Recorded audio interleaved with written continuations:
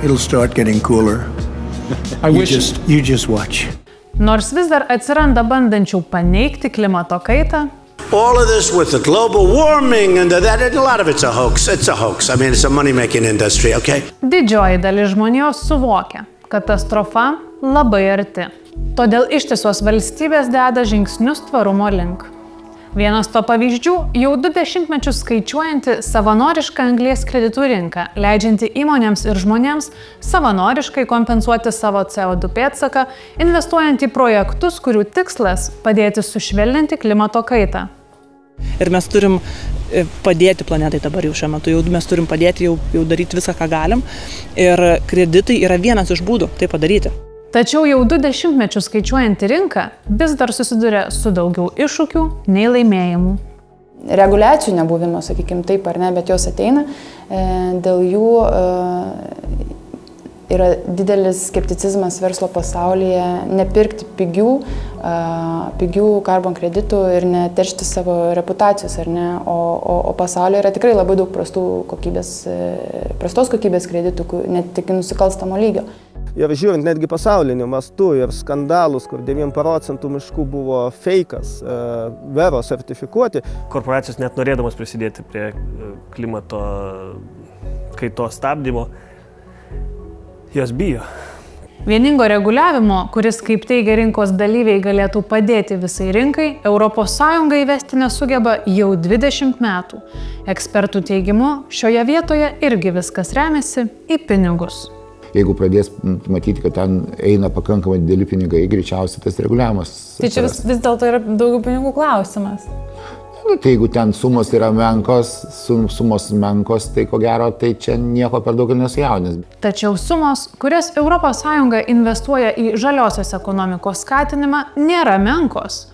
Ir kai kurie rinkos dalyviai nuogąstauja, kad lengva ranka, be didelių apribojimų dalijami pinigai, į rinką gali atvilioti visai nepagalba gamtai suinteresuotų žaidėjų.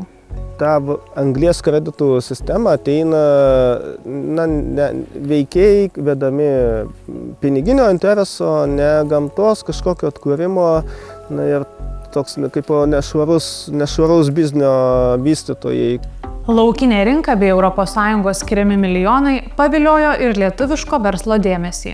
Ne bet kokio, o susijusio su Augustu Olešiūnu, verslininku, visai neseniai nuteistu už finansinį sukčiavimą ir korupciją. Jūs vertinate šitą įmonę, šitą veikėją rizikingų. Taip, aš dar kartą galiu pasakyti, yra rizikingas.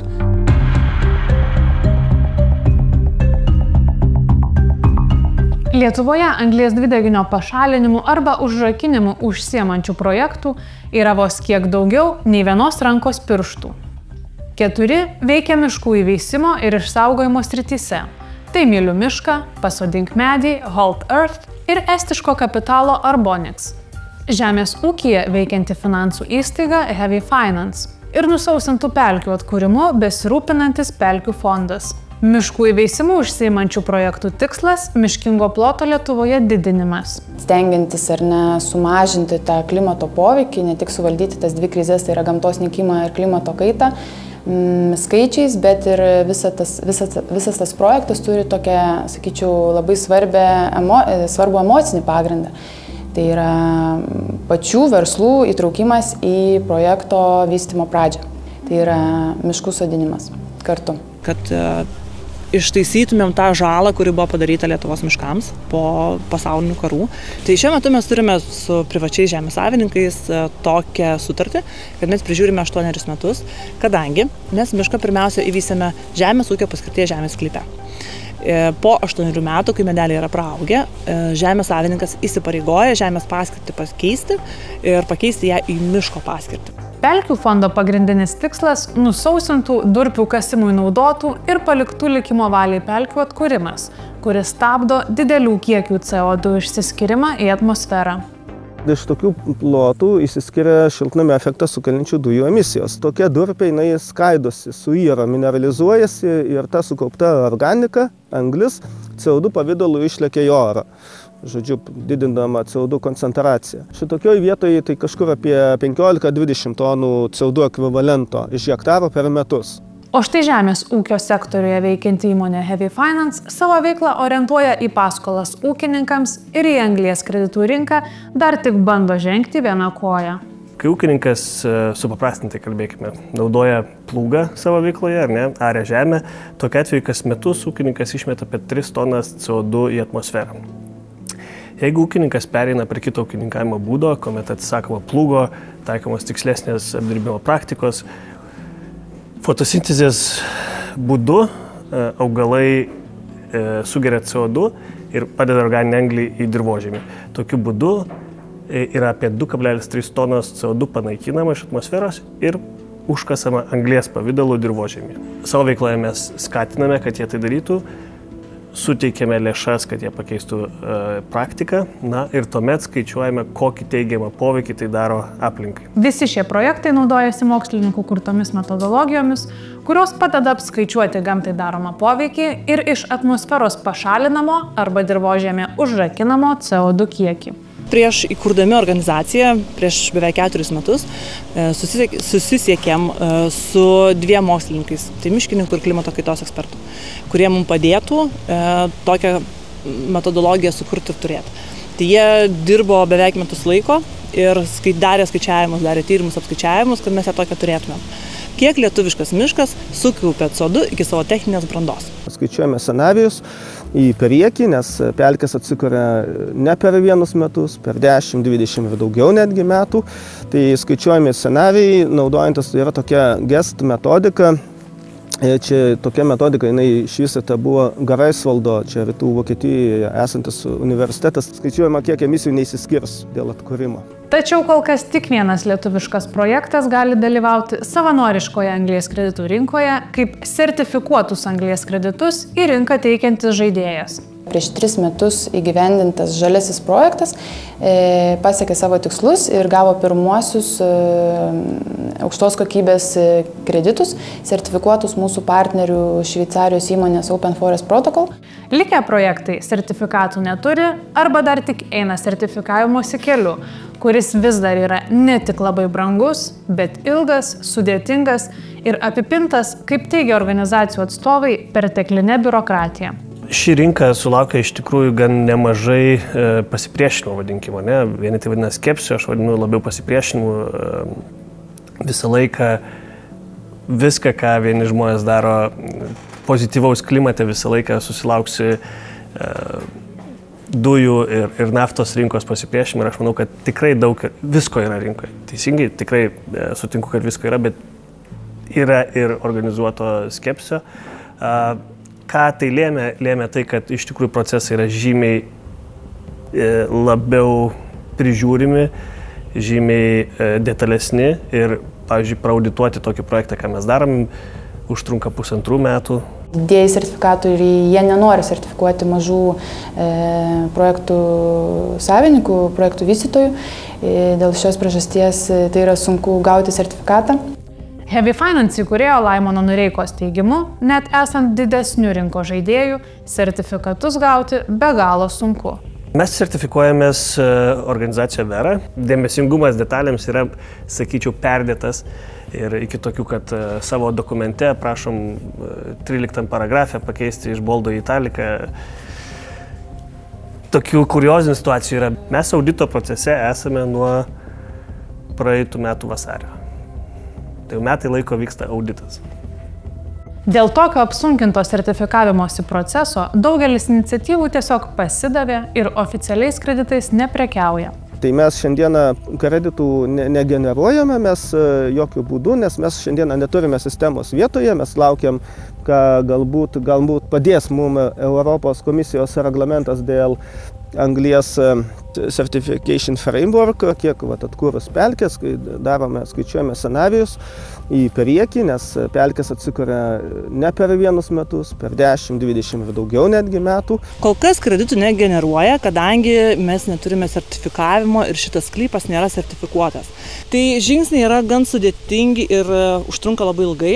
Ko reikia kreiptis į sertifikavimo kompaniją, tai būna, pavyzdžiui, Vera standartas arba GAUL standartas, kurie prašo eilės dokumentų peržiūri, ar tas sklypas yra tinkamas, ar jis buvo tinkamai pasodintas, ar tinkamai prižiūrėtas, audituoja, atvažiuoja, tada sertifikuoja. Tai užtrunka apie porą metų. Aplinką besirūpinančių iniciatyvų atstovų teigimu, vieningas rinkos reguliavimas padėtų išspręsti daugelį problemų ir pritraukti daugiau investicijų iš verslo. Rinkos reguliavimas visą laiką suteikia drąsos labiau korporatyviniams rinkos žaidėjams, kad jie reguliuojama rinkoje ateina, tai reiškia, atlikdami veiksmus, jie nebijo susilaukti reputacinės kažkokios rizikos, nes kas dabar rinkoje yra problema, kai rinka yra nereguliuojama, yra daug problemų joje, korporacijos net norėdamos prisidėti prie klimato kaitos stabdymo, jos bijo. Todėl, kad daug kartų nusivilo, kaip ir sakau, nusipirko kažkokių kreditų, kurie yra neegzistuojantys tenai, ne kažkokios bloga situacija. Ir tas vienas šaukštas deguto, kaip sakyt, tau kenkia. Tai kam tau daryti tai, kas yra neprivaloma, jeigu rizikuoji pakenkti savo? Bet vieningo reguliavimo kol kas nepristatė nei ES, nei valstybės narės. Nerijaus Zableckio teigimu, atskiros valstybės dažnai nenori rodyti iniciatyvos, nes nemato finansinės naudos. Pradėjom kalbėti su aplinkos ministerija, Žemės ūkio ministerija, kad kodėlgi Lietuvoje nepadarius tokio standarto su valstybės įstaigų dalyvavimu, bet nepaisant tų gaunamų naudų, matyt, mūsų valstybė nemato pridėtinės naudos. Mes po keletos pašnekesių, diskusijų nusprendėm, kad tai yra bergždžias laiko gaišinimas ir tiesiog nusprendėm veikti daugiau kaip per socialinę prizmę. Vis dėlto iniciatyvų dėl sertifikavimo metodologijų suvienodinimo yra, tik ne iš valstybės, o privataus sektoriaus, kuris su Europos struktūrinių fondų parama pasiryžo įvesti vieningą šiltnamio efektą sukeliančių dujų apskaičiavimo metodiką Lietuvoje, pretenduojančią tapti pavyzdžiu net ir Europai. Tokį žygdarbį nuveikti pasiryžo susivienijusios lietuviškos privataus ir viešojo sektoriaus įmonės. Už tai iš ES ir aplinkos ministerijos gavusios daugiau nei 2,5 milijono eurų. Tačiau esami rinkos dalyviai nuogąstauja, kad vieningą sertifikavimą pasišovė kurti verslai ir už jų stovintys asmenys visam sektoriui gali atnešti dar daugiau reputacinių rizikų. Ateina žaidėjai, pavardės žmonių į tą anglies kreditų sistemą, tai yra spekuliantai, aferistai ar kažkaip, nes mes kaip gamtininkai, mums esmė atkurti pelkę ir tas kreditas jisai yra tik tai priemonė, bet tie ateinantis interesas tik pinigai. Gamta yra kažkas, kas padeda sugeneruoti milijonus. Pelkių fondo įkūrėjas nuogąstauja, kad ir taip prastos reputacijos rinka gali sulaukti dar daugiau kritikos, mat dvi pagrindinės projekto G-Farm for Life teikėjos ir koordinatorės AgriFood Lietuva ir R21 yra vienaip ar kitaip susijusios su Augusto Lešiūnu, kuris praėjusiais metais buvo nuteistas už finansinius nusikaltimus ir korupciją. Green Farm for Life – ES LIFE programos finansuojamas projektas, kurio tikslas – sukurti sisteminį ekosistemos modelį, kad būtų galima tiksliau ir patikimiau vertinti bei registruoti šiltnamio efektą sukeliančias dujas ir sukurti nacionalinio anglies absorbentų sertifikavimo ir stebėsenos sistemos struktūrą. Buvęs Žemės ūkio ministras Kęstutis Navickas abejoja projekto naudą. Iš nuojautos galiu pasakyti, tą, ką jūs perskaitėte, tas, kas čia parašyta, tam nereikia milijonų ir nepagrysi tos sumos. Greičiausiai, kas slepiasi po šitais gražiais žodžiais, tai bus koks nors softas, kuris tipo padarys čia viską automatu. Ir čia bus ir greičiausiai sąmatai, pasižiūrėkite, tai bus greičiausiai didžiausias dalis. Kęstutis Navickas mato ir reputacinės rizikas, ir technologinius iššūkius. Tai yra labai didelės rizikos projektas. Mes buvome įsikėlę savo politinį tikslą sutvarkyti tą carbon farmingo visus tos dalykus, bet kaip sakau, tada prasideda daug subjektyvumo. Tu turi iš tikrųjų milžiniškas darbas susitarti, kaip turi būti vertinimas. Skirtingi dirvožemiai, skirtingos veiklos, skirtingos gamtinės sąlygos net pačios Lietuvos teritorijai. Ir jeigu tu nori turėti tą tokį sąžiningą rezultatą nėra taip paprasta padaryti. Negali pasakyti, kad važinai, apsisprendžiam, kad dabar šitas metodas bus taip ir kitaip. Jeigu jie iškėlė tokį tikslą, aš dar kartą galiu pasakyti, yra rizikingas. Ir labai panašu, kad šitą projektą reikia žiūrėti su ypatinga atida. Ir aš tikiuosi, kad Lietuvos institucijas, pirmiausia, aplinkos ministerija tą ir padarys. Tačiau aplinkos ministerija galimų rizikų neižvelgia ir tiki projekto naudą. Tai yra papildomas instrumentas, galintis tobulinti šiltnamio efektą sukeliančių dujų apskaitos procesus ir jų stebėseną, o ne dubliuoti jau vykdomas kitų institucijų funkcijas. Į klausimą, kokias rizikas mato projekto sėkmiai, atsižvelgiant į tai, kad su Alešiūnu susiję verslai jau pasižymėjo ES lėšų pasisavinime, abejotino efektyvumo inovacijoms, aplinkos ministerijos atstovė atsakė, kad projektą prižiūri Europos komisija. Vis dėlto projektą finansavusi Europos klimato infrastruktūros ir aplinkos vykdomoji agentūra taip pat nesureikšmina galimų rizikų dėl su teistu asmeniu susijusių įmonių dalyvavimo, kuriant anglies kreditų sertifikavimo sistemą. Sinėja kiekvienam projektui paskiria projekto patarėją. Ji yra atsakinga už tai, kad būtų patikrinta, ar projektas pasiekė numatytus rezultatus. Ją remia išorinis rangovas, o patikrinimą papildomai peržiūri mūsų vyresnybė. Savo ruožtu AgriFood vadovaujanti Kristina Šermukšnytė Alešiūnienė tikina, kad jokių sąsajų tarp projekto G-Farm ir Augusto Alešiūno nėra. Projektą vykdo nepriklausomos organizacijos veikiančios pagal aukščiausius skaidrumo ir atsakingumo valdymo standartus. Projekto partneriai, įskaitant AgriFood Lithuania, veikia pagal ES reikalavimus. Visi projekto dalyviai atsako už savo veiklą pagal galiojančius teisinius reglamentus. Augustas Alešiūnas nei tiesiogiai, nei netiesiogiai nėra susijęs su AgriFood Lithuania ir G-Farm projektu. Tačiau faktiškai projektą kuruojančios įmonės ryšį su Augustu Alešiūnu turi arba per artimus asmenis, arba per verslo aplinką. Projektą kuruojanti AgriFood Lithuania ir projekte kaip dalyvė įvardyjama R21 dar prieš 4 metus tiesiogiai priklausė Augustui Alešiūnui. Šiuo metu AgriFood priklauso ir yra valdoma Alešiūno žmonos, Kristinos Šermukšnytės Alešiūnienės. R21 taip pat pamažu tolsta nuo Alešiūno pavardės, bet ne nuo jo aplinkos. Tiesiogiai įmonė Alešiūnas valdė iki paskutinės 2021 metų dienos. Tuomet ji buvo perleista jo tiesiogiai valdomai UAB Sakura Investments, o nuo praėjusių metų gruodžio R21 vienintelė akcininkė tapo mažoji bendrija Kumandra, kurios valdymo struktūroje figūruoja R21 direktorė Lina Usvaltienė ir IT sistemų vadovas Tomas Karvauskas. Susisiekus su Augustu Alešiūnu, verslininkas patikino, kad visi įmonių perleidimo sandoriai reiškia tik vieną. Tai, kad jis pasitraukė iš verslo, kuris jam uždirbo teistumą ir solidžią piniginę baudą. Tai buvo sandoris, kad įmonės pagrindinių skyrių direktoriai nusipirktų kompaniją iš manęs ir toliau ją vysto. Iš viso projektui G-Farm for Life skirta 2 400 000 eurų finansavimo iš ES ir Lietuvos valstybės lėšų. R21 ir AgriFood iš viso teko 675 000 eurų. Taigi, teikiant paraišką ir gaunant ES lėšas, 2 didelės pajamas užsitikrinusias bendrovės valdė Alešiūnas ir jo šeima. Vis dėlto Europos institucijoms toks įmonių tarpusavio ryšys neužkliuvo. Tokio reikalavimo nėra. 2 įmonės, turinčios tą patį savininką, gali dalyvauti tame pačiame projekte. Ir nors Alešiūnas iš R21 valdymo pasitraukė kaip tik tuo metu, kai Siena domėjosi šiai įmonei skirtų finansavimu, verslininkas tikina, kad jo pasitraukimas iš R21 valdymo su Green-Farm projektu nesusijęs. Čia yra komercinis santykis, aš išėjau iš verslo. Supratau, jūs išėjote iš verslo visiškai? Absoliučiai. Aha. Ir su projektu Green-Farm neturit nieko bendro irgi? Ne, aš kartuoju, aš net Lietuvoje gyvenu. Projektas Green-Farm turės būti įgyvendintas iki 2026 metų birželio. Iki tol su projektu susijusių galimų rizikų nesiima vertinti jokia institucija. Anglies kreditų rinkos dalyviai savo ruožtu dirba toliau ir tikisi, kad sulauks atsakingesnio ES požiūrio į šią sritį. O ko laukia, tikisi atkreipti verslų ir visuomenės dėmesį į tai, kas iš tiesų svarbu – klimato kaitos švelninimą ir tvarios ateities užtikrinimą.